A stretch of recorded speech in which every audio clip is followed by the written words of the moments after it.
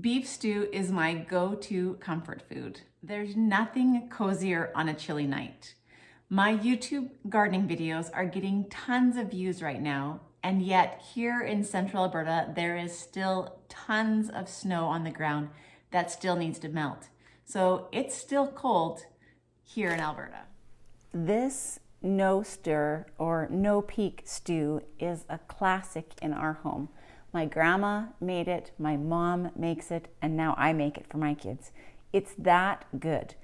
These recipes that are handed down for generations are ones that you definitely are going to want to try. And this is one of our family generational recipes. The best part about it though is it is a no peak, no stir beef stew. And so that means it's completely hands off. I start by browning my beef on the stove and then put it all in a pot, put it into the oven, and let the oven do all the work. Hi everyone, my name is Keri and welcome back to my channel. Today I'm going to show you my favorite recipe for beef stew. What I love about it is I put it in the oven and forget about it for 3.5 to 4 hours. This is also a recipe that can be done in the crock pot, although I have to admit I prefer to do it in the oven because then the broth is just a little bit more rich. It has a thickness to it that you just can't get in the crock pot. It also has a secret ingredient that you won't find in any beef stew recipe. And you might think it's a little weird, but stay till the end so you can see what that secret ingredient is. It's a different process for sure than most stews, but you end up with tender beef and veggies swimming in a mouth-watering, rich, savory broth. It's so easy and so delicious. Let's go make that recipe. Start by taking 2 pounds of stewing beef and brown it. Now this can be done in a frying pan with just a little bit of oil in the bottom. You're not cooking this through, you're just browning the outside. Then you're going to layer this as your first layer in a heavy roaster or crock pot. Next, take 3 to 5 potatoes, depending on their size, and cut them up into large chunks, still diced into bite-sized but larger chunks of potatoes. The potatoes are your second layer in the roaster. Next, take 4 to 5 carrots and cut them into rings like you're seeing in the video. You need to make them large enough that they don't become too soft while cooking in the stew. The carrots are your third layer in your heavy roaster. And your last item is 1 large onion cut into 4 to 6 pieces and spread over the top. In a separate container, you're going to take 1 can of cream of mushroom soup, 1 envelope of Lipton onion soup mix, and 1 teaspoon of beef oxo, and then mix those together. Then pour it on top as your last layer in your heavy roaster, or again, if you'd like to use a crock pot.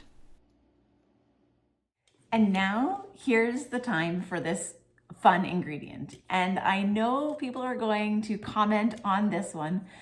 I don't know where this ingredient came from or why my grandma included it in the first time she made this, but she says that this is the key to having the most tender beef in your beef stew. A can of pop. Hear me out. It doesn't have to be, it can be sugar-free. It actually can be most different flavors. I've done it with ginger ale, I've done it with 7-Up, I've done it with Sprite, mostly the lemon lime flavors that don't add a lot of extra flavors. But I have to admit there was one time I could not find a can of pop in my household other than a can of root beer. And I did root beer. And you know what? The kids couldn't tell the difference. So I haven't done an experiment to see if you can do any flavor of pop, but I tend to just stick with a classic lemon lime flavor or ginger ale. Don't forget that secret ingredient. So the last step of this no stir beef stew is to pour 1 can of ginger ale over the entire contents, just letting it mix in with the soup mixture on top. Put your lid on and then bake in the oven at 300 degrees for for 3.5 to 4 hours, or in your crock pot on low for 8 hours. This is the finished result. This stew is so wonderful. The vegetables are soft, the meat is cooked through. It's just so delicious, and yet it's so simple. That's what I love about this stew. My husband puts pepper on it, I like to put cheese on it, and my kids actually love it with ketchup. I would love to know what your favorite ingredients are in a beef stew. Do you add peas or celery? There's lots of different things that you can add. What are some of your favorites? I always know that in my household, I can find beef, a potato, carrot, and onions. And that is something that is always in my beef stew.